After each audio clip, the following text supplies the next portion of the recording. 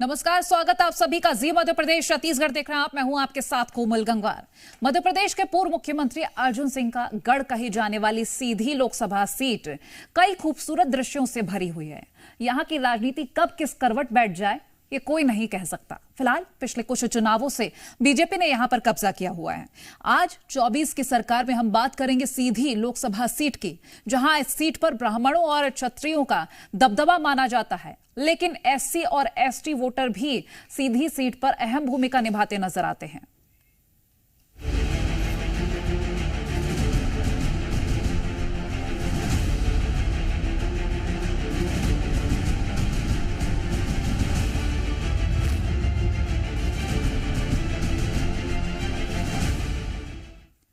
लोकसभा चुनाव का बिगुल बज चुका है। कांग्रेस बीजेपी ने अपनी अपनी तैयारियां पूरी कर ली हैं और बात अगर सीधी लोकसभा सीट की करें तो यहां मुकाबला काफी दिलचस्प होने वाला है। सालों से बीजेपी के कब्जे में रही सीधी सीट पर कांग्रेस ने इस बार पूरा जोर लगा दिया है। 24 की सरकार में आज जानेंगे सीधी की जनता का मूड, लेकिन उससे पहले देखिए ये रिपोर्ट।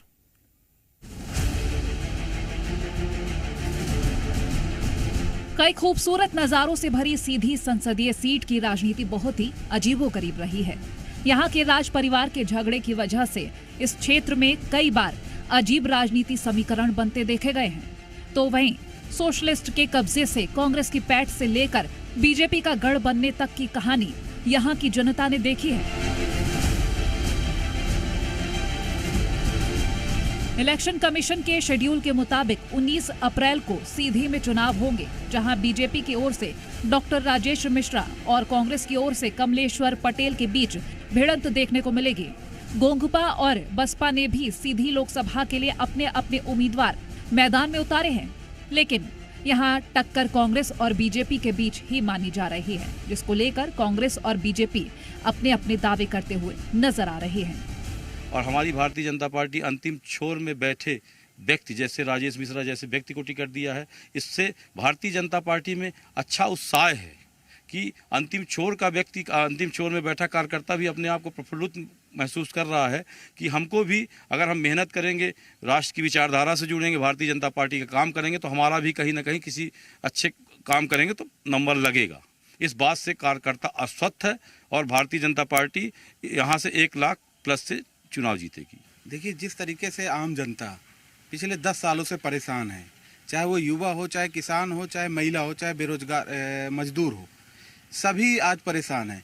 कांग्रेस पार्टी सीधी लोकसभा में उन मुद्दों को जमीनी स्तर पर पकड़ रही है, चाहे सीधी और सिंगरौली के 7 विधानसभा और शहडोल जिला का व्यवहारिक 8वां विधानसभा, यहाँ उन मुद्दों को पकड़ के जनता के बीच जा रही है जो पिछले 10 सालों से वो परेशान है। सबके हक और अधिकार की आवाज उठाते हुए कांग्रेस पार्टी मजबूती से लड़ाई लड़ेगी। सीधी लोकसभा सीट 1952 में अस्तित्व में आई थी और तब से लेकर लंबे वक्त तक ये कांग्रेस के अधिकार में ही रही है। हालांकि इस दौरान जनता जनार्दन ने कई बार अन्य पार्टियों को भी सत्ता का मौका दिया, लेकिन पिछले लंबे वक्त से ये सीट बीजेपी के कब्जे में है। अब 24 के चुनाव में ये देखना काफी दिलचस्प होगा कि क्या कांग्रेस इस बार बीजेपी को मात देकर वापसी कर पाएगी या फिर सत्ता पर काबिज बीजेपी फिर एक बार अपना परचम लहराएगी।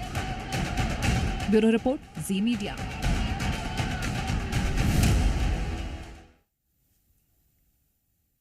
और चर्चा करने से पहले चलिए जानते हैं सीधी लोकसभा सीट के समीकरण और इतिहास के बारे में। विंध्य की सीधी लोकसभा सीट के बारे में बात करें तो अनुसूचित जाति की संख्या 11% के आसपास और अनुसूचित जनजाति की संख्या 32% है। हालांकि इलाके में ठाकुरों और ब्राह्मणों के वर्चस्व हैं। इलाके की 8 में से 3 सीटें एसटी और 1 सीट एससी के लिए रिजर्व है। हालांकि 4 सीटों पर अनारक्षित चुनाव होता है। तो चलिए अब आपको सीधी के चुनावी इतिहास के बारे में जानकारी दे देते हैं। सीधी में अब तक कुल 18 बार लोकसभा चुनाव हुए हैं, जिसमें 7 बार कांग्रेस, 6 बार बीजेपी और 1 बार जनता पार्टी और सोशलिस्ट पार्टी ने बाजी मारी है। वहीं 1 बार रण बहादुर सिंह ने निर्दलीय चुनाव जीता है। पिछले कई सालों से यहां बीजेपी को लगातार जीत मिल रही है। वहीं पूर्व सीएम अर्जुन सिंह का परिवार भी सीधी सीट से ही आता है। बता दें 2023 में विधानसभा चुनावों में यहां की 8 विधानसभा सीटों में से 7 पर बीजेपी ने कब्जा जमाया। और अब आपको बताते हैं कि सीट के विधानसभा चुनावों के परिणाम क्या रहे हैं। साल 2023 के विधानसभा चुनाव में सीधी लोकसभा में आने वाली 8 में से 7 सीटों पर बीजेपी को जीत मिली। ठीक यही हाल साल 2008 के चुनाव में भी था। हालांकि साल 2013 की बात करें तो यहां से कांग्रेस ने 4 सीटें जीत ली थीं। और अब आपको बताते हैं कि सीधी सीट के 2019 के नतीजे क्या रहे। 2019 लोकसभा चुनाव में यहां से बीजेपी की रीति पाठक को 6,98,342 यानी कि 54.44% वोट मिले। वहीं कांग्रेस को अजय सिंह को 4,11,818 यानी कि 32.11% वोट हासिल हुए थे। और कुछ यही हाल 2014 के लोकसभा चुनाव में भी रहा, जब रीति पाठक को 4,75,678 यानी कि 48.94% वोट मिले और कांग्रेस के इंद्रजीत कुमार को 3,67,632 यानी कि 37.82% वोट मिले थे। चलिए अब आपको सीधी लोकसभा सीट पर वोटर्स की संख्या बता देते हैं। सीधी में कुल वोटर्स की संख्या 18,45,547 है। इसमें पुरुष वोटर्स की संख्या 9,66,579 है, जबकि महिला वोटर्स की संख्या 8,78,948 है। 2019 में हुई मतगणना की बात करें तो इलाके में 12,82,705 वोट पड़े थे, यानी कि इलाके में कुल 69.50 वोट फीसदी पड़े थे। इसमें से 5,627 वोट नोटा को डाले गए थे। और वहीं इस सीट पर विधानसभा चुनाव की बात कर ली जाए तो सीधी लोकसभा क्षेत्र के अंतर्गत चुरहट, सीधी, धौनी और सिहावल की विधानसभा सीटें आती हैं। मिलाकर कुल 8 विधानसभा सीटें आती हैं। इनमें 2023 के विधानसभा चुनाव परिणाम को देखा जाए तो वर्तमान सांसद के गृह क्षेत्र के अलावा सारी यानी कि 7 सीटों पर बीजेपी ने जीत हासिल की। केवल चुरहट कांग्रेस के खाते में गई है ये। और हमारी सहयोगी सीधी से प्रेरणा मिश्रा जुड़ गई हैं। प्रेरणा बताइएगा जरा, क्योंकि देखिए सीधी का अगर हम एक समीकरण समझने की कोशिश करें तो कांग्रेस और बीजेपी बारी बारी से, काफी वक्त तो बीजेपी ने भी बिता लिया, लेकिन इस बार कांटे की टक्कर लग रही है क्योंकि कांग्रेस पुरजोर अपनी तैयारी के साथ आगे बढ़ रही है। बीजेपी भी इस सीट को जाने नहीं देना चाहती।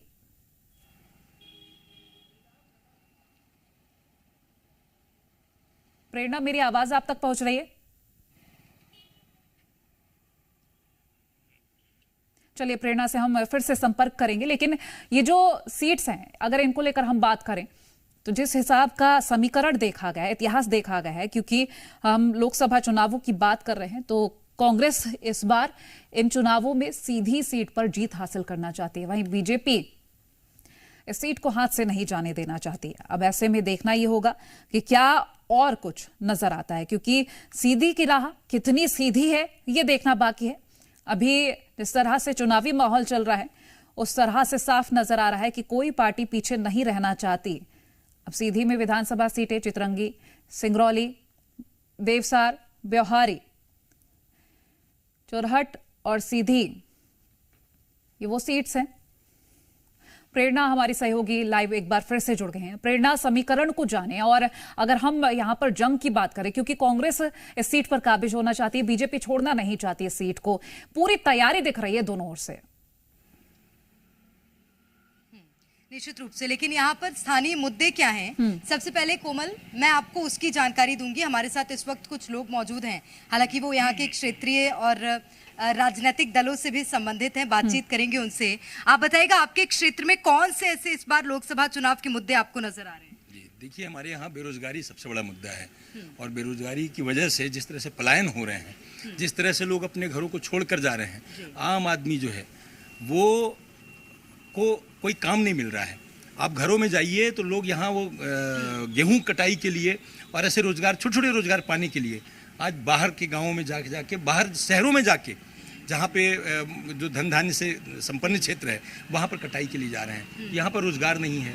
यहाँ पर महुए वगैरह का जो लोकल स्थानीय जो लोगों को मिलता है उसमें भी रोज बांधवगढ़ नेशनल पार्क होने की वजह से टाइगर, शेर, चीते, हाथी, इनसे मौतें हो रही हैं, तो लोग भयभीत हो रहे हैं। दूसरी ओर जो हमारे यहाँ शिक्षित युवा है उसको कोई रोजगार नहीं। ठीक है, शिक्षित युवाओं को कोई रोजगार नहीं है। कई ऐसे यहाँ पे घर हैं जो कि कच्चे हैं और यहाँ पर मुझे लगता है ज्यादा आबादी ग्रामीण है, उसके बाद भी वहाँ पर विकास क्यों नहीं हो रहा है? जहाँ तक आवास की बात है, निश्चित रूप से इंदिरा आवास पहले चलता था। उस इंदिरा आवास में 25-30 हज़ार की राशि जो भी मिलती रही है उसके मत्थे घर तो बनता नहीं था। उसमें भी कांग्रेस की सरकार में इतना भ्रष्टाचार था कि आधे से ज़्यादा पैसे तो दिल्ली से आते, इनके प्रधानमंत्री स्वयं स्वीकार कर चुके हैं कि वहाँ से ₹1 अब तो सांसद आपका है। हाँ, तो हो रहा है काम, हो रहा है काम। हो रहा है।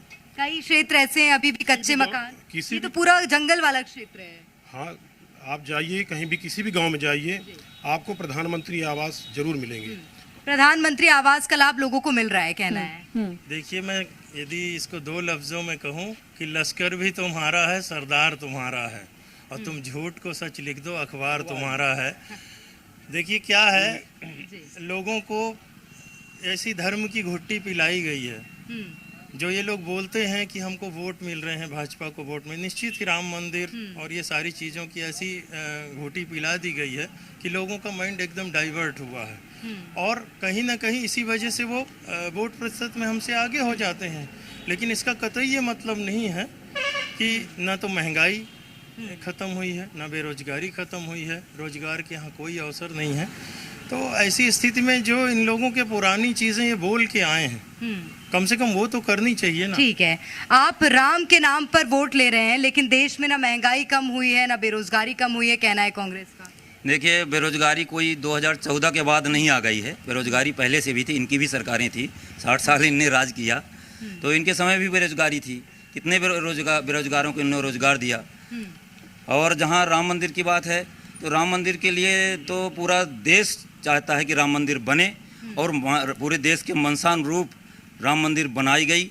और जब तक कोर्ट में केस रहा, तो इन कांग्रेस के लोगों के जो बड़े बड़े वकील हैं, लगभग 23 वकीलों की एक फौज खड़ी की गई थी कि राम मंदिर के फैसले में रोड़े अटकाने का काम किया गया है। तो इस बार राम मंदिर के नाम पर जनता वोट देगी, लग रहा है आपको? बिल्कुल, देखिए, राम मंदिर हमारी आस्था का प्रतीक है, राम मंदिर हमारे विश्वास का प्रतीक है। राम में सबकी श्रद्धा है, और सब अमूमन सबकी जनमानस की आस्था थी। तो राम मंदिर, भव्य राम मंदिर बन रहा है, और जनता के सहयोग से बन रहा है, कोई सरकार नहीं बना रही है। जिसमें जनता की राह से लगी, जनता का स्वयं के व्यय करके लोगों ने मंदिर के लिए अपना दान किया है। ठीक है, मैं इस मुद्दे पर भी एक रिएक्शन और ले लेती हूँ। कोमल, राम मंदिर के नाम पर बार बार बीजेपी आप पर आरोप लगाती है कि आपने इसको लेकर बहिष्कार किया, उस वक्त आप प्राण प्रतिष्ठा में नहीं आए, या आस्था के साथ खिलवाड़ था? देखिए, मेरा कहना ये है कि सबसे बड़ी बात तो ये है, कांग्रेस का कहना ये है कि राजनीति में धर्म नहीं होनी चाहिए, बल्कि राजनीति धार्मिक हो। लेकिन ऐसा मुद्दा है नहीं। इन्होंने राजनीति, पूरी जो धर्म है उसके आधार पर राजनीति कर रहे हैं। एक और आप देख रहे हैं कि राम जन्मभूमि के मुद्दे को चाहते तो अभी उसका उद्घाटन नहीं किया जाना चाहिए था, अभी वो पूरी तरह से तैयार नहीं था। उसके गुंबद हमारे यहाँ जो लगाते हैं, उसका पेंडुलम जो सबसे ऊपर लगता है, जिसको कलश बोलते हैं, वो कलश की स्थापना तब होती है जब प्राण प्रतिष्ठा। तो इसलिए कांग्रेस नहीं गई क्या? नहीं, कांग्रेस के लोग गए, हमारे आगे पीछे गए। उस समय उनको सम्मान से ना तो बुलाया गया, जिस तरीके से बुलाया जा रहा था वो एक अपमान की बात थी। और उसके आगे पीछे पहले से भी वहाँ हमारे उत्तर प्रदेश कांग्रेस के लोग वहाँ पर पहुंचे, और कार्यक्रम होने के बाद आज भी हमारे कांग्रेस के लोग वहाँ पर लगातार जा रहे हैं। कांग्रेस के लोग जा रहे हैं लगातार। लेकिन एक और आरोप आप पर लग रहा है कि मुद्दे भटकाने की कोशिश है ये राम मंदिर। कौन से मुद्दे भटकाने की कोशिश है? हमने कोरोना के समय से लेकर के, जब देश संकट में था, तो माननीय मोदी जी के नेतृत्व में सरकार ने सबको वैक्सीनेशन किया। उसी समय भारत के जो गरीब वर्ग का जो आदमी था, उसको 5 किलो अनाज देने का काम किए। इस तरीके से कहीं भी कोई समस्या हुई है तो यशस्वी प्रधानमंत्री के नेतृत्व में आज देश विकास कर रहा है। प्रधानमंत्री के नाम पर एक योजना चल रही है, प्रधानमंत्री आवास योजना, उसको लेकर बार बार आप पर आरोप लग रहा है कि आवास नहीं मिला। आवास सभी को मिल रहे हैं, कुछ गड़बड़ियां यहाँ सर्वे में, जब कभी 2011 में सर्वे हुआ था, उसमें कुछ गड़बड़ियां कुछ क्षेत्रों में हुई हैं, वो आगे सुधार कार्य चल रहा है, उसमें सर्वे हुए हैं, आगे नाम जोड़ लिए गए हैं, उनको देने का काम किया जाएगा। आवास योजना के बारे में तो मैं बताना चाहता हूँ कि इनकी योजना थी इंदिरा आवास, उसमें कितनी राशि आती थी? 25,000 से शुरू किए और 45-48 हज़ार तक गई, 75 तक। फिर इसके बाद मोदी जी जब आए तो उन्होंने आवास योजना बनाई, और उस समय पंचायतों में 3 या 5 साल में एक बार टारगेट आता था। मोदी जी ने जब ये योजना चालू की तो एक पंचायत में 150, 200, 300, 400 तक, पड़खुरी जैसे एक यहाँ सबसे बड़ी ग्राम पंचायत है, वहाँ 800 तो आवास लोग रहे हैं। कोमल, यहाँ के लोगों का ये कहना है, हालांकि कांग्रेस अपने कई तरह के आरोप भी लगा रही है यहाँ के मुद्दों को लेकर। प्रेरणा, बहुत शुक्रिया हमारे साथ जुड़ने के लिए और ये जानकारी साझा करने के लिए। तो देखिए सीधी पर क्या रहता है, क्योंकि बीजेपी का कब्जा रहा है और वो कब्जा बनाए रखना चाहती है, लेकिन कांग्रेस पीछे नहीं हटना चाहती। देखना ये होगा कि क्या परिणाम रहते हैं।